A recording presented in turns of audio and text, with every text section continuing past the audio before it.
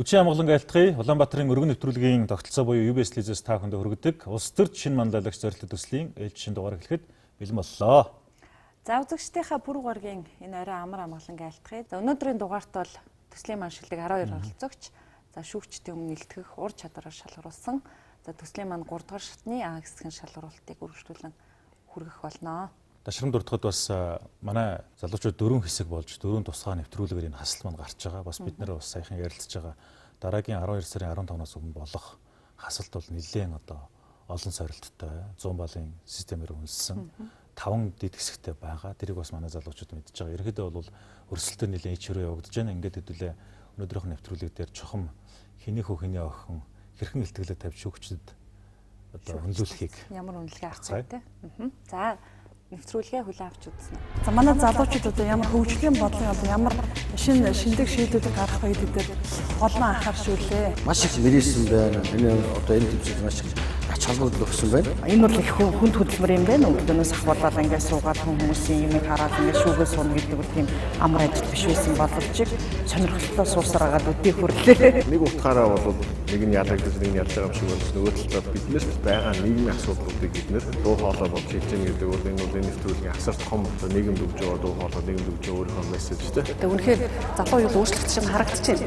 Тэ давуу талыг мэдэрч байна. Өөр өнцгөөс юмыг хараад бас асуудлыг ингээд өөрөөр тайлбарлах гэж хүсэж байгаа юм харагдаж байна шүү дээ, тэ. Дараа улам боловсронгуй болно, тэ. Дараагийн шийдлүүд гаргаж ирж байгаа санаанууд гаргаж ирж байгаа тэр сонирхолтой зүйлс бичлэг, тэ. Тэр чадрууд олон бүр өсөж ирээ.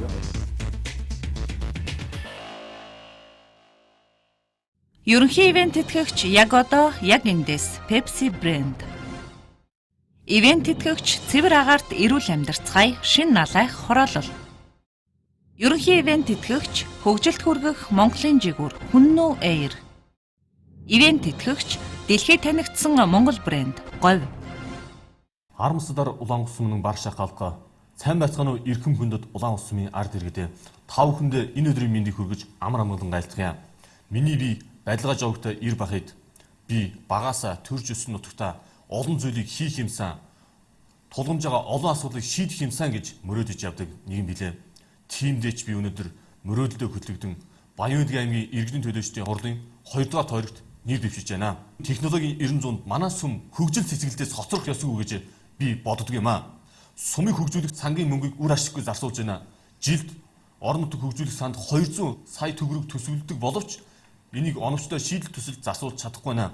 Ихэнхдээ хамаатан садангийн төслийг санхүүж байна.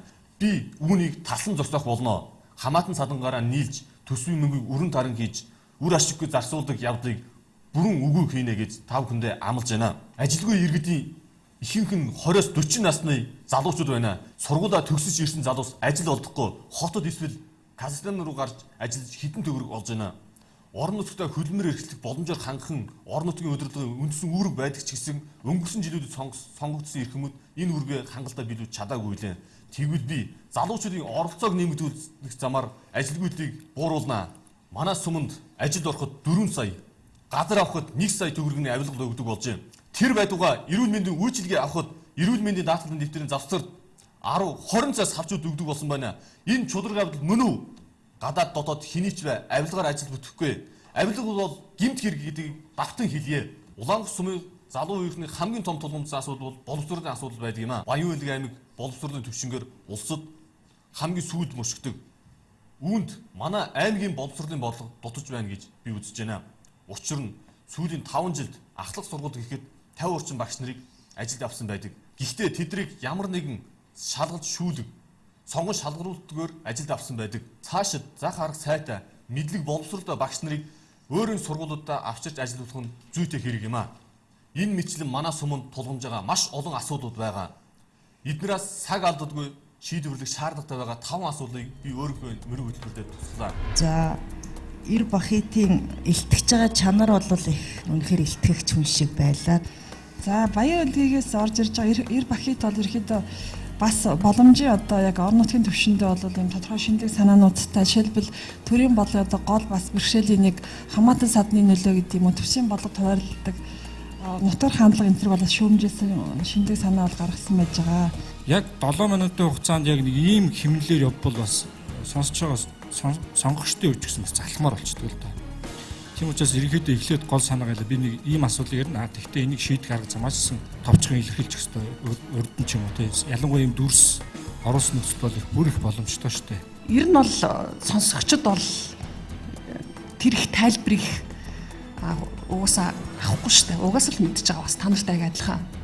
Тийм учраас үндэслэл гэдэг зүйлийг маш товчхон гаргаж өгөөл түүнийг шийдэх гарц юу байна гэдэг асуудал дээр жоохон анхаарлаа төвлөрүүлж цаашдаа дараагийнхаа даалгавар дээр хандж байхгүй болвол нөгөө чанар сайжрахгүй дахиад уйдсан ч юм уу дахиад болиё гэдэг иймэрхүү юм хандах нь шүү гэж зөвлөгөө өгмөр байна.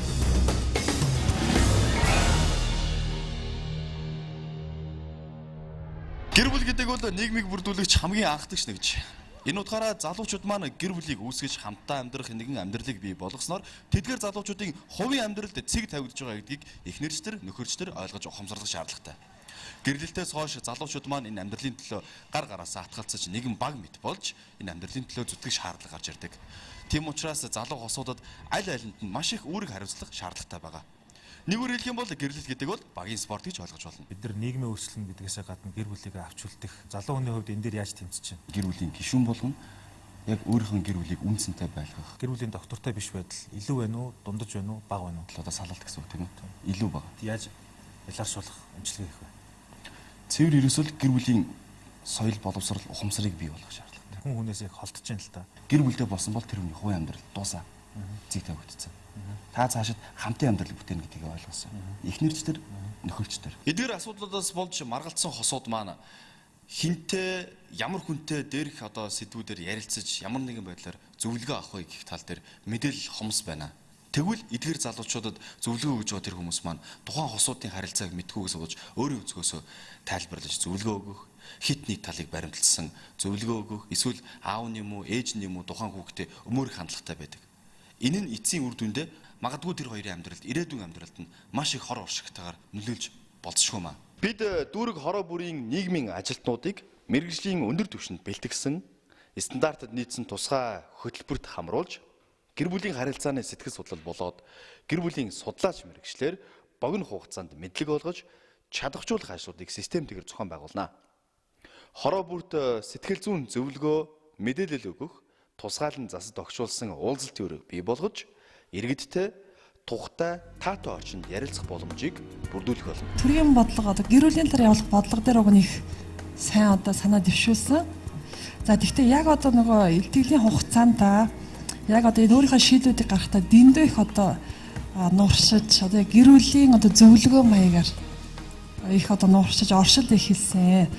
Яг одоо тэгж их нууршихгүйгээр шууд одоо төрийн бодлого дах гэр бүлийн юу надад ийм юм байна гэдэг юм одоо ингэж явах хэрэгтэй гэх мэтэр арга зам шийдлийг их сайн тодорхой гаргах байсан. Нийтлэг дутагдaltaны өгөхөр илтгэл байна уу, нэвтрүүлэг үнэ ч мэдээллийн бүтээтгүн шүү дээ. Мэдээллийн бүтээтгүн чинь нэгдүгээр тавчхан байх хэрэгтэй, хоёрдугаар сонирхолтой байх хэрэгтэй, гуравдугаар тодорхой буюу ойлгомжтой байх хэрэгтэй, дөрөвдүгээр оригинал буюу бараг чил бараг л анх удаага дэвшүүлж байгаа юм шиг тийм уникал байдалтай байх шүү дээ. Ийм дөрвөн шалгуур яг ингээд та нар өөрснөө миний хэлснээр биш, энэ дөрвөн шалгуураар өөрийнхөө хэлсэн илтгэлийг шүүгээд үчгээр энэ дөрвөн шалгуурыг хангаж ийн үгүй гэж бодоод үчих юм бол их хөвөлттэй юм болох байхаа.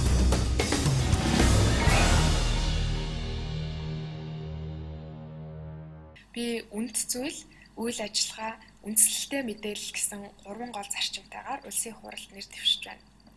Үнд зүйл гэдэг бол миний бодлоор хувь хүний болон нийгмийн зөв буруугийн талаарх ойлголт, итгэл үнэмшил юм. Мэдээж байгальдч тэр нийгэмд ч тэр хүний үйл ажиллагаанд нөлөөлдөг олон хүчин зүйл байдаг. Үнд зүйлс бол энэ хүчин зүйлсийн дунд бид нарыг шийдвэрээ гаргахад залж байдаг тэр зүйлс юм. Улс төрд ажиллаж байгаа хүн тэр тусмаа албан болон албан бус байдлаар хэлэлцээр буулт хийх шаардлага байн гардаг. Тиймээс ч үнд зүйлсээ дагах хамгийн хэцүү салбар бол улс төр. Тийм ч учраас өөрийн жишээгээр манлайлах нь миний эрмэлзэл. Хоёр дахь зарчим маань үгээр биш үйл ажиллаар өөрийгөө илэрхийлэх. Энэ зарчим алдагдсанаар эргэж шийдвэр гаргах төвшин хоёрын хооронд ан цав үүсэж байгаа гэж би боддог. Би бодлого боловсруулах төвшөнд ажиллавал хариуцлагатай албан тушаал эрхэлж байгаа хувь хүмүүсийн болон засгийн эрхэнд байгаа намуудын тайлан тавах процесс, үйл явцыг жигтэтгэж, хяналт тавих тогтолцоог хангах. Мөн тухайн явцыг бие даасан байгууллагуудтай холбож өгөхөд анхаарлаа хандуулах болно. Өөрөөр хэлбэл 4 жилд нэг удаа болдог сонгуул засгийн эрхэнд байгаа хүмүүсийн ганц гол шүүлтүүр байгаа явдлыг өөрчлөх хуулийн төсөл санаачлана. Гуравт үндсэлтэй мэдээллийг бодлогын суурь болгох нь Монгол орны маань ирээдүйд тун чухал. Тийм ч мэдээлэл манай бодлого шийдвэр гаргагчдын үндсэн шийдвэрийг залах учиртай. Жишээ нь улс төрийн шинжилгээг бодит байдалд хүргэх гэсэн зарим улс орнууд намын жагсаалт гэдэг шиг салбарын мэрэгчлэнүүдтэй төрийн эрх барих байгууллагынхаа тодорхой хэсгийг нөөцлсөн жишээ байдаг. Энэхүү сонирхолтой тогтолцоог судалсан судалгаа мэрэгчлэн улс төрчид засгийн бодлогыг үндсэлтэйгээр мөн бүтээмжтэйгээр шүүмжлэх магадлал хамгийн өндөр, мөн өөрийн төлөөлж буй орон нутагта илүү өндөр хэмжээний дэвшил өөрчлөлтийг авчирдаг гэж дүгнсэн байдаг. Иймд хэрвээ би их хуралд ажиллавал их хурлыг чадваржуулах, улс төрийн шинжилгээг бодит ажил болгох зорилготой санал дүгнэлт гаргана. Гуравдугаарт үндслэлтэй мэдээлэлээр тулгуурлан гаргасан хуулийг хэрэгжүүлэхийн тулд төрийн байгууллагын аппарат тэр хэмжээгээр бас чадaltaй, боловсон хүчинтэй, meritocracy буюу авьяас чадвар дээр үндслэн дээшээ дэвшдэг тогтолцоо, зарчмыг хэрэгжүүлсэн байх нь чухал. Ингээхийн тулд технократууд буюу салбарын мэдлэг туршлагатай, авьяас чадвартай мэрэгчлэтнүүдийг улс төрийн нөлөөллөөс хамгаалах шаардлагатай байна.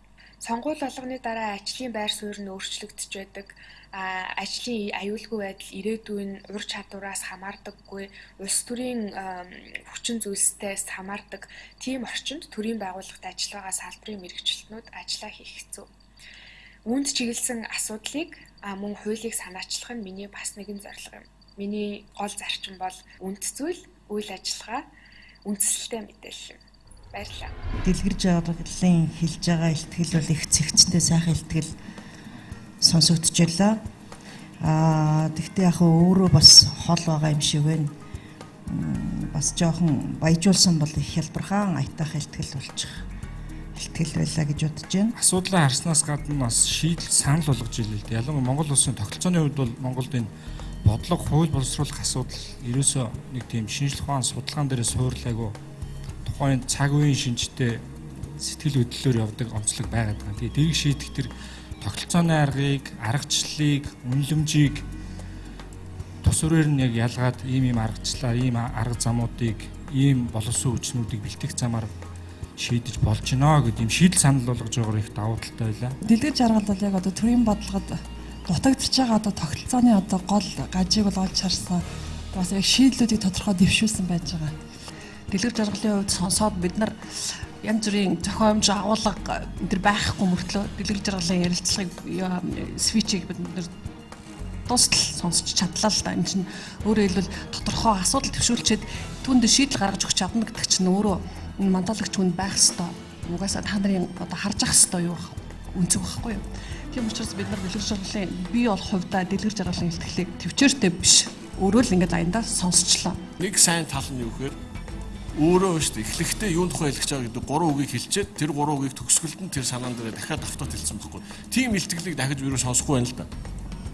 Ойлгосон тий?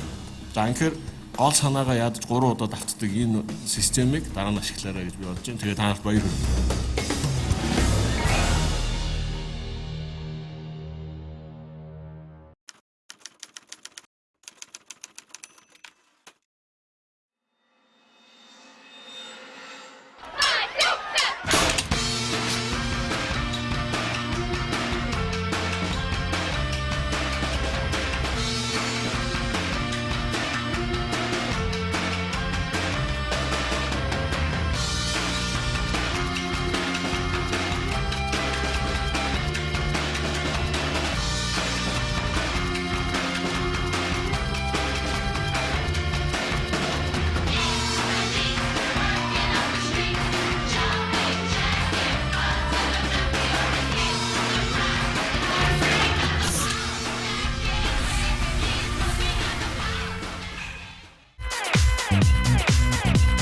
Мөнгө дэвших байгалийн мөнгө. Намар өвлийн шин загварууд худалдаанд гарлаа.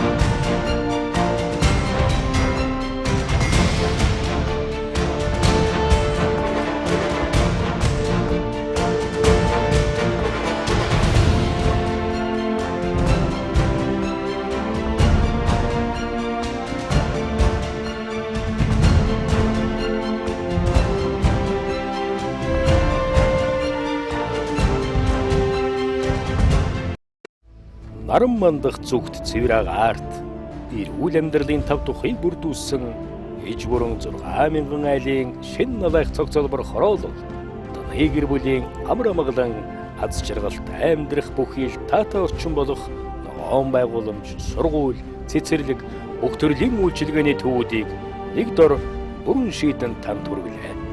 Цэвэр агаарт эрүүл амьдарцгаая. Тэлмэн констракшн шин налайх хороолол.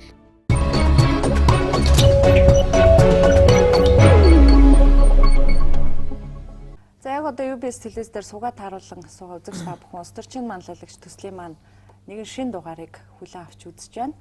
За шилдэг оролцогчд маань шалгаруултанд орж байгаа энэ үйл ажиллагааг үзэгч та бүхэндээ хүргэхийн зэрэгцээ бас 7 хоногийн гариг бүхэнд бол тун завгүй байгаа. Хагас бүтэц сайнд бол одоо удирдлагын активын донлын хичээл нь үргэлжилж байгаа.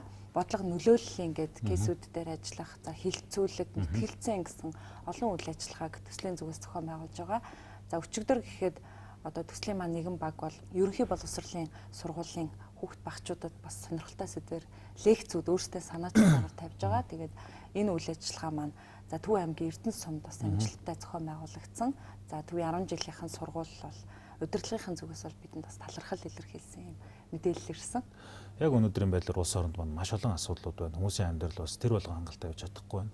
Тэгэхээр бас мэдээж манай залуучуудаас маань бас бодиттой энэ төслийн хүрээнд аягүй их үр дүн хүсэж байна л да. Тэгээд энэ рүү чиглэсэн манай залуучууд маш олон төслүүдийг хийж байгаа. Энэ төслүүд гэсэн явандаа бол нэлээд газар авч бас олон нийтийн талархлыг хүлээх байхаа л гэж найдаж байгаа. Тэгээ энэ бүхэн зэрэг явж байгаа шүү гэдгийг үзэгчтэй бас онцолж хэлье. За дараагийн олцогч маань илтгэлээ хэрхэн тавих нь вэ? За шүүгчдээс ямар үнэлгээ авах нь вэ? Хамтдаа үз. Мэдээллийн хамтран ажиллагч өглөөний сонин үндснийхэр хашгийг хамгаална. Мэдээллийн хамтран ажиллагч өдрийн сонин өглөө бүхэн тантай хам. Хамтран ажиллагч мэдээллийг сурвалж News цэгэмэн. Хамтран ажиллагч мэдээ цэгэмэн үннийг мэдээлнэ.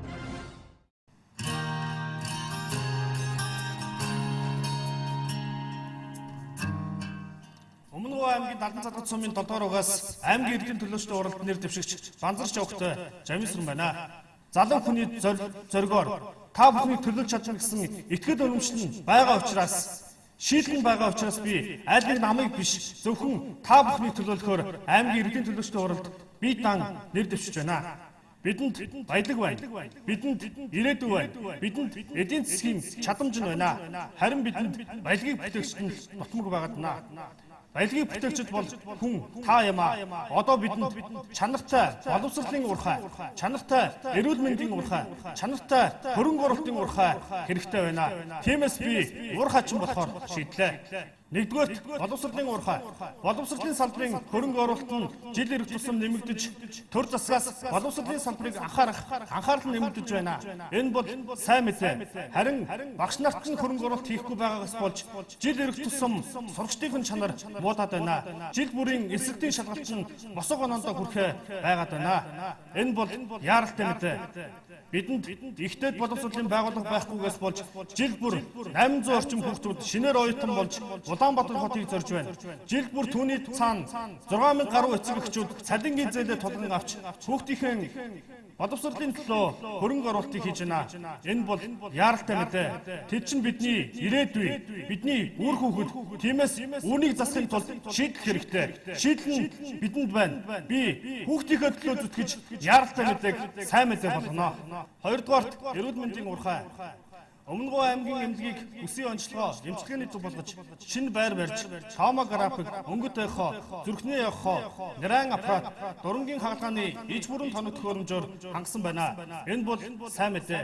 Гэтэл бид үр хүүхдээ өөрийгөө ээж аваагаа эмчлэхээр Улаанбаатар руу зорин явах нь жил ирэх тусам нэмэгдсээр л байгаад байна. Монголдо цөөхөн тооцогдох онцлогоо эмчилгээний тоног төхөөрөмжийг авсан хэдий ч ажиллуулж чадахгүй хадгалаад байна. Энэ бол яаралтай мэдээ. Бид мөнгөтэй учраас хот явд юм бишээ. Тэд чадахгүй байгаа учраас бид Улаанбаатар хот руу аргагүй ирэнд явд юм аа. Энэ бол яаралтай мэдээ. Гуравдугаарт чанартай хөрөнгө оруулалтын урхай. Өнөөдөр Өмнөгөө аймаг уулахгаараа дамжуулан Монгол улсыг тэжээж байна.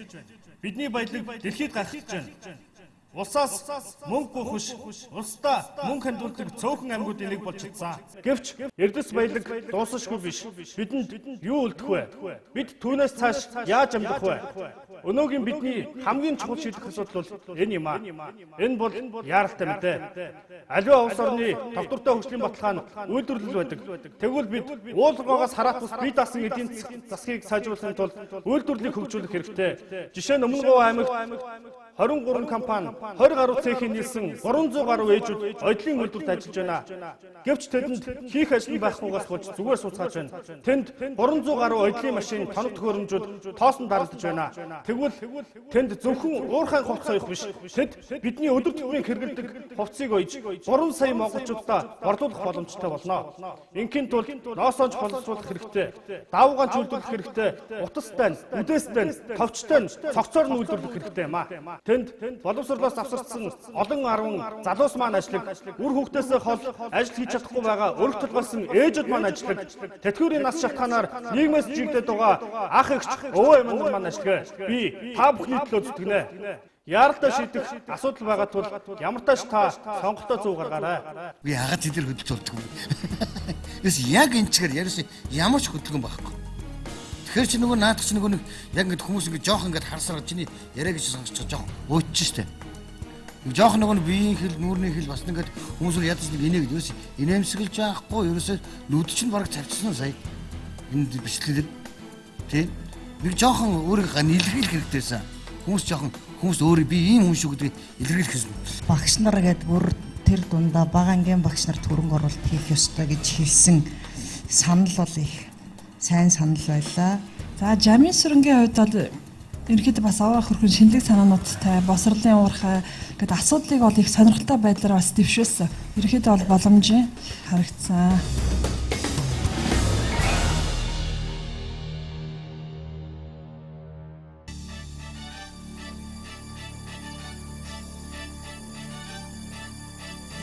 Мөрөн сум 1933 онд байгуулагдаж 1961 онд хотын статустай болсон байдаг. Одоо ч бид тэр нэршлэр Мөрөн хот гэж нэрлэдэг. Сүүлийн жилүүдэд мөрөн маань маш их агаарын бохирдолтой болж өвөлдөө Улаанбаатар хотоос дутгааргүй болсон. Иргэдийн таатай амьдрах нөхцөл алдагдаж эрүүл ахуйн шаардлага хангахгүй болсныг та бид бүгдээрээ мэдж байгаа. Гэр хорооллыг багасгах байтугай жил ирэх тусам нэмэгдэж байгаа энэ нөхцөлд гэр хорооллыг барилгажуулах асуудал. Гэвч энэ асуудлыг шийдэх бололцоо 20-10 жилд харагдахгүй. Тийм бодлого алга байна. Гэр хорооллыг барилгажуулалтыг хүлээхээс илүү одоо байгаа нөхцөлөө сайжруулан эко хороол бий болох саналтай байдаг. Миний самд болгож байгаа төлөвлөлт бол арчлалын зарчим дээр тулгуурлаж үр хайлын нэгдэл дээр суурилсан байх юм. Нэг айлын үүрх нэгдэл 200 айлаас бүрдэн 8-аас 10 га газрыг эзэлж бие даасан дэд бүтэц инженерийн тохиромжтой шийдэлтэй байх юм. Үр хайлыг нэгтгсэн нэгжүүдийг бид эко орол гэж нэрлэх бодолтой байгаа. Нэгдүгээр дөнгөж сая би хөсгөл орчод ирсэн. Үнэхээр утаатай байлаа. Тэр үнэхээр эко тэр гудамжуудыг айл болгон модтой болно гэд тэр чинь бол яг одоо тулгуурсан асуудал мөн байлээ. Нэгдсэн хал алт гэсэн тийм ээ. Ер нь энэ Улаанбаатарт шийдэх гээд шийдээгүүл байгаа асуудал. Гэтэ аймгийн төвдөр үнэхээр шийддэг бол энэ бас л сайхан санаа. Золзойгийн тэр эко хот болгоно гэд хэлж байгаа саналыг бол бас сайхан санал байна гэж бодож байгаа. Гэхдээ эко хот болгоно гэдэг байгаа эко хот гэж юу хэлдэм бэ гэх тэр стандарт талаас нь яг одоо хүний нүдэнд үзэгдэл нь тийм ээ. Эко хот гэдгийг судалчаад ярил бол бүр илүү байх байсан гэж. Тэгэхгүй л одоо бид нар угаасаа л эко хот болгоно гэл ингээл хүн бүхэн л хамгийн энгийн ярдгал зүйлүүд байдаг те. Тэгтээ тэрийг бид нар яг одоо манай суманд миний одоо дэвшиж байгаа газраас гэдэг утгаараа яг арга замын яриул илүү их сонирхолтой, илүү их амжилтанд хүрэх байх гэж үзэж байгаа. Золзойгийн хувьд уул асуудлыг маш сайн орон нутгийн сайн мэддэм байх. Ямар урамгүй харагдаж байна. Яасан тухайн үед одоо ямар тийм эмоц болцсон. Хилдэм гунигтай тэгээд юу гэдэг нэг хорооны ажилтан шиг суучиж байсан. Зүгээр нэг юм танилцуул гэж юм шиг уучлаарай. Тэгээд тэн дээр бас жоохон анхаармаар л юм харагдчихлаа. Шийдэл сонсохдохгүй байна, арга зам сонсохдохгүй байна. Тоо баримт маш бага байна. Ер нь бол мод тарин нэг нүү те ус урсгах нэг нүү бороо оруулах нэг нүү чирж болно шүү дээ. Олон чамайг тэгээ мод тариулна гэдэгт би яаж итгэх юм? Мөнгө нь хаана байгаа? Арга зам нь ямар юм? Хизээ хэдэн мод тавих юм гэдэг тэр нөгөө баталгаа нотлогоо итгэл үнэлж чинь хамаагүй дутж байна. Тэгээс ер нь Монголын сонгуул бүгд л мод тарьдаг, навч ургуулдаг, цэцэг гой болгодог. Тэр бол нэг тийм сонин зүйл ерөөсөө биш аахгүй. Тэгэхээр уникал тийм оригинал идея санаа улс төрийн шинэ бүтээл оновчтой санаачлагыг олон нийт сонгогчдод санал болгохдоо л их тутмаг байна даа л гэж хэлээ.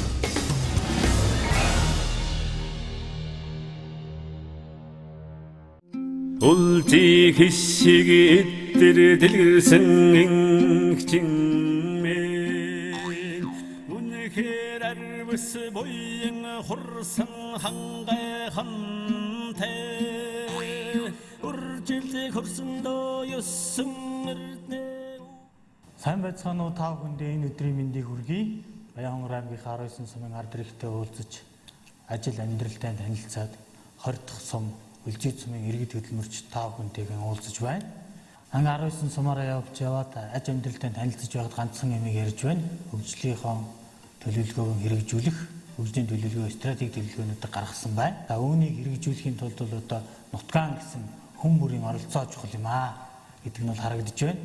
Сумдыг доорх бодлогоор нь чиглүүлж өгөх нь бол чухал байна. За ингээд жижиг дунд үйлдвэрлэлийн зээлийг бол зээл авсан иргэд маань тогтвол орлоготой болж өрх гэр сум орныхоо хөгжилд хувь нэмэрэн оруулж төдийлөн чадахгүй байна.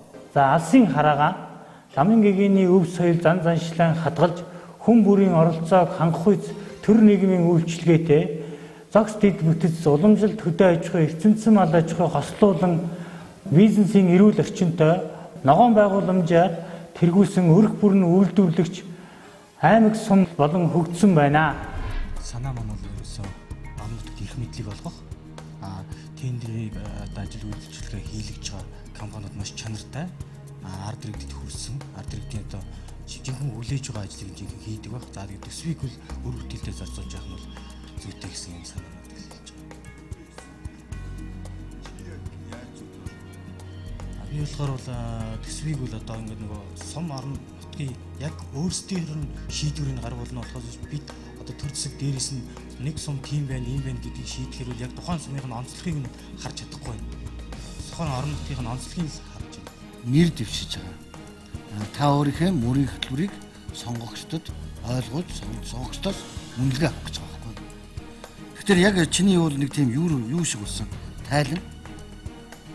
Гэхдээ бас зүгээр тайлан биш шүү. Жохон сөрөг талаас нь тайлан. Тэгэхээр ерөнхийдөө бол ингээд би танад хэлжсэн шүү дээ.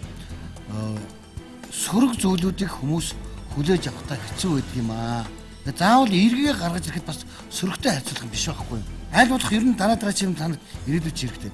Аль болох тийм сөрөг зүйлээс зайлсхийгээд. Дорж отын илтгэл бол нэг жоохон тийм албаны уйтгартай. За ер нь одоо яг нэг сонгуулийн үеийн л одоо нэр дэвшигч нарын тийм нэлээд одоо тийм уйлаг болсон урай лоозон маягийн харагдлаа. Шин санаа их багтаа байсан.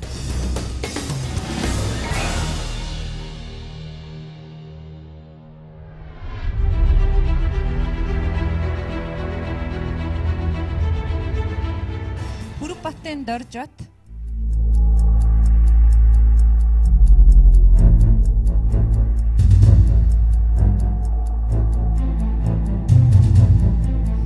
Овшин дэлгэр жаргал Бадлахааны Ирбахет Эренбаатрын Жавхлан Банзрагчийн Жамин сүрэн Пүрүсүрэнгийн зол заяа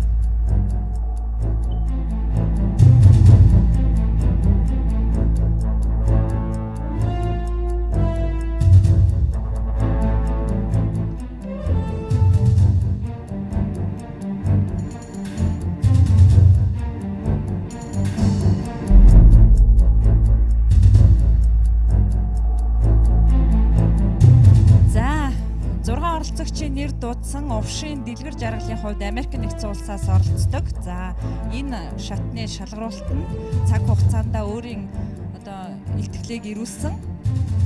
За мэдээллийг хүргэхэд дэлгэр жаргалын илтгэл шүүгчдээс өндөр үнэлгээ авсан.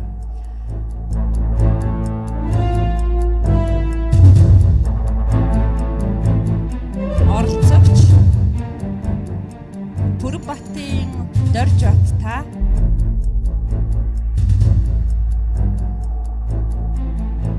төслөө цааш үргэлжлүүлэх боломжгүй болжээ. Хэд Жамин сүрэн зол заяа та 3 төслөө цааш үргэлжлүүлнэ. Баяр хүргэе.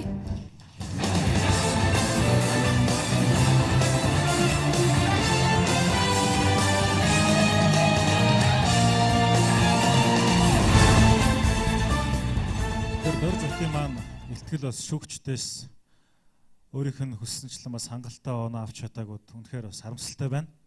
Миний хувьд бас өөрөө чинь маш хүндэтгэж харж ирсэн оросчдын маань бол нэг. Тэгэхээр энэ бол зөвхөн миний үзэл бодол. Тэгэхээр шүүгчдийн үзэл бодол, үнэлгээний хуудас бол арай өөр. Чигийг заачлаа. Тэгээ юуны дөрөнд бас бүгдээрээ дорж баттай тэмцээнд өдөө хүртэл хамтдаа чин сэтгэлээсээ оролцож байсанд нь бүгдээрээ бас талархаж баяр хүргье.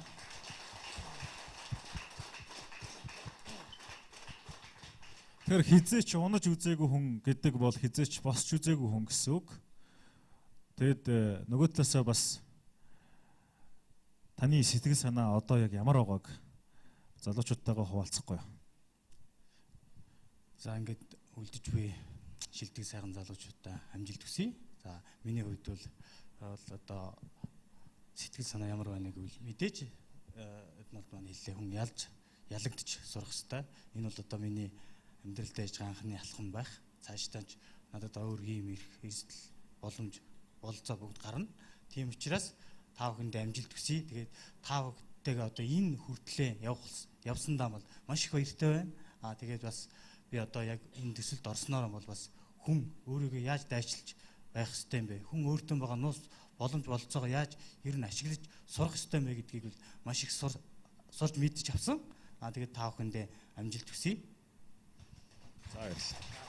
Тэгэд ер нь бол яг энэ бүх юмыг төгс төгөлдрөөр үнэлэх цэгнэх бол маш боломжгүй зүйл шүү дээ. Өөрийн чинь чаддаг маш олон зүйл дотроос өнөөдөр зөвхөн нэг өнцгөн л энэ ихтгэлийн одоо тэмцээн байлаа. Тэгээд магадгүй шүүгчд маань зөвхөн таны нэг талыг л шүүж байгаа. Таныг бас бидэнд цаашдаа Монголын нийгэмд байгаа суугаа газартаа манлайл бий болгох олон шилдэг чанарыг өөрөөсөө гаргаж бас залуу үеийн түүчилж манлайлж яваасаа гэдэг чин сэтгэлээс хүсье.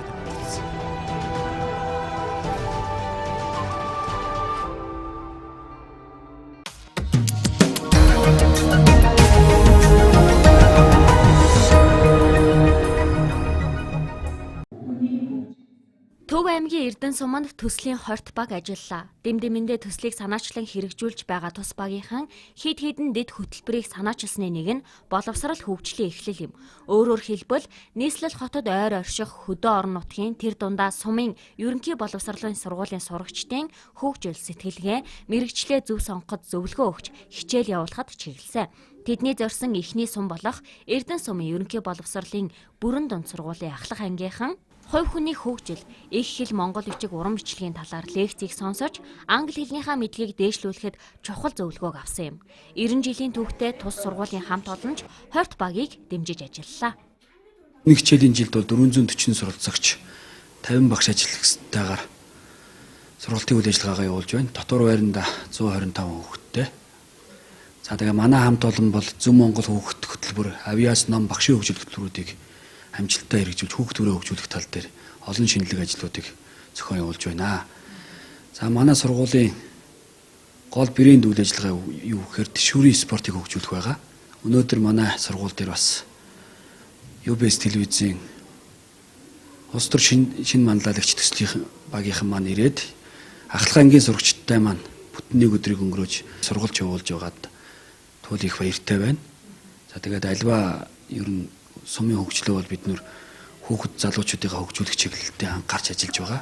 Нутгийн зөвлөлтөйгээ хамтарч Зөв Монгол хүүхэд хөтөлбөрөөр батлуулсан байгаа. Англи хэл таалагдсан.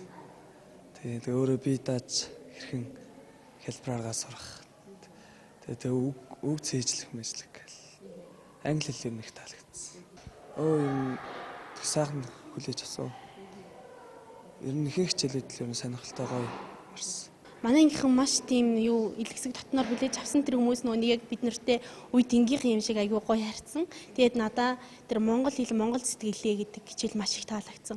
Ягаад тэгэхээр нөгөө нэг монгол хүний бахархал чинь монгол хэл тийм босоо тийм дэлхийд ганцхан босоо Монгол бичгтэй гэдэг тэр хичээл дэндүү их таалагдсан. Нэг англи хэл дээр нэг үгээ хэрхэн тийм хэлбэраар тогтоож авахгүй нэг хүүхдүүд нэг юу тийм авандаа өглөөж ээжилдэг гэдэгсэн. Тэрнээс өөр гоё арга зааж өгсөн. Тэгэд нэг Монгол залуу Монгол гар гэсэн тийм нэг ах хичээл орсон. Тэр бас нэг Монгол хүн их нутгаа гэсэн тийм сэтгэгдэл маш сайхан байсан. Гоё хичээл орсон.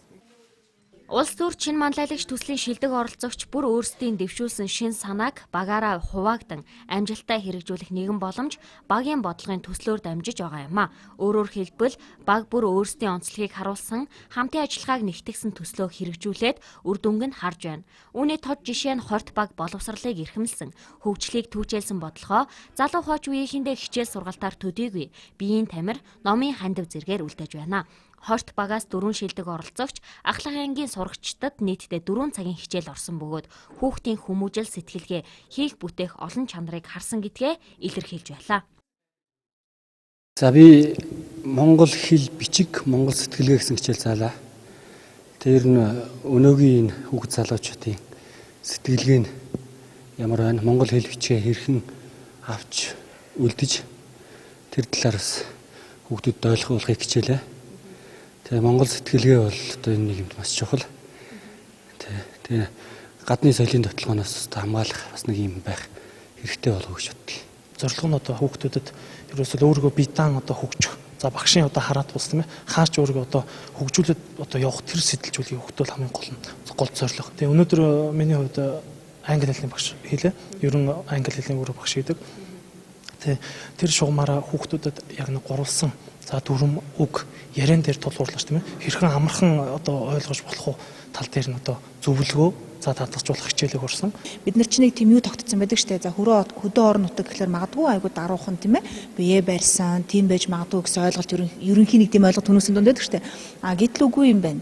Их бүр их идэвхтэй оролцож байна. Идэвхтэй оролж байна. Санал бодлоо сольж байна. Та одоо жишээ нь юу хүсэж байна гээл те. Дараагийн таны алхам чинь тийм ээ одоо 10 дугаар ангид төгслөө. Дараагийн алхам хүрэхийн тулд таны хамгийн анхны хүсэж байгаа зүйл чи юу вэ гэхэд өөрийгөө зөв илэрхийлдэг болох гэдэг хариулт бол айгүй их байгаа байхгүй. Тийм болохоор тодорхой хэмжээнд манай орон нутгийг гэлтгүй яг орон нутгийг яг адилхан өөр бусад газруудад зааж байгаа дандаа өөрийгөө илтгэх, өөрийгөө илэрхийлэх тийм өөрийгөө зөв илэрхийлэх тийм хүсэл зорилготой залуучууд юм байна гэдгийг ойлголоо. Өнөөдрийн үйл ажиллагаанд Эрдэнэ сумын ерөнхий боловсролын сургуулийн багш удирдлага, захиргааны ажилчид, сурагчид нийтээрээ идэвхтэй хамрагдсан нь төслийн ач холбогдлыг харууллаа. Учир нь хэлж ярих биш, хийж бүтээж байгаа залуусын санаачлагыг Эрдэнэ сумынхан дэмжсэн юм, хамтын ажиллагаа нэгдмэл санаа, зөв шийдэл олон сумын сурагчдад хүрч хөгжил, мэрэгжил сонголт, өв соёлоо хайрлан хамгаалах сэтгэлгээг суулгаж чадна. Ингээд шилдэг оролцогчдоос бүрдсэн багуудын төслийг дараагийн нэвтрүүлгээр үзэгч танд хүргэх болно.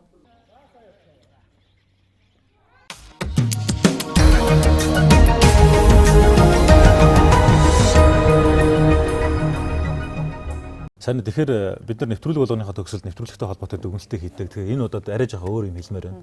Бид нар ингээд телевизээр ч гэдэг юм уу ямар нэгэн байдлаар ингээд юм үзэхээсээ гадна амьдрал дээр бас хүн болгон бас нэг эерэг өөрчлөлт, сайн сайхан зөв илтэй, зөв манлайлалыг бий болгосоо гэдэг уриалгыг хэлмээр байна л да. Ядаж одоо юу гэдгийг хөдөлгөөний аюулгүй байдалд орж байгаа жолоочд маань бие биендээ эвтэй, сайхан хандаасаа олон нийтийн байгууллагаар үйлчлүүлж байгаа хүмүүс маань ч гэсэн бие биендээ эерүү зөвлөн хандаасаа хүүтний хүлрэлж хангаж байхад би дотоод сэтгэлээсээ илүү одоо халуун тэр дэмийг бие биендээ дамжуулаасаа гэж би хүсэж байна. Өнөөдөр өөрийнхөө амьдралын өмнө тавьсан зорилгын төлөө чин үнчээр зүтгэж бас нэг сайн сайхан зүйлийг бүтээхин төлөө Монгол хүн болгон ирмэлзээсэ гэдэг үгийг би хэлмээр санагдаж байна. Өөрөө бас яг энэ сэдвээр хүндснийх миний хувьд бол бас нэг зүйл санаанд орлоо л да. Тэгээд аливаа амжилтанд бол харилцаа, эерэг хандлага одоо бие биендээ харцнаас эхлээд зөв одоо илэрхийлсэн үг хүртэл их чухал ач холбогдолтой юм гэдгийг бол бидний хувьд бол үргэлж ойлгодог. Тэгээд хоёулаа нэвтрүүлгээ бас ийм эерэг хандлагатай сайхан үгээр өндөрлөө. Хүдний ирж чангарч байгаа ч гэсэн хүний доторх итгэл үнэмшил болом гэгэрч дулаарч холтгоо гэдэг үгээр нэвтрүүлэг өндөрлөө. Ингээд бүгдээрээ сайхан амраарай. Баяртай үзэгчтэй.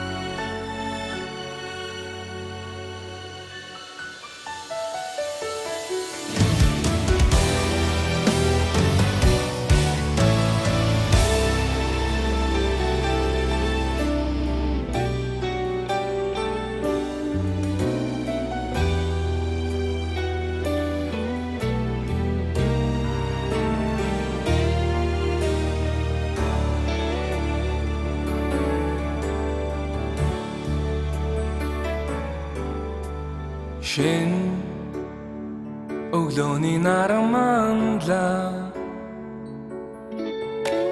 шинхэн цагийн өрөн дэлгэрлээ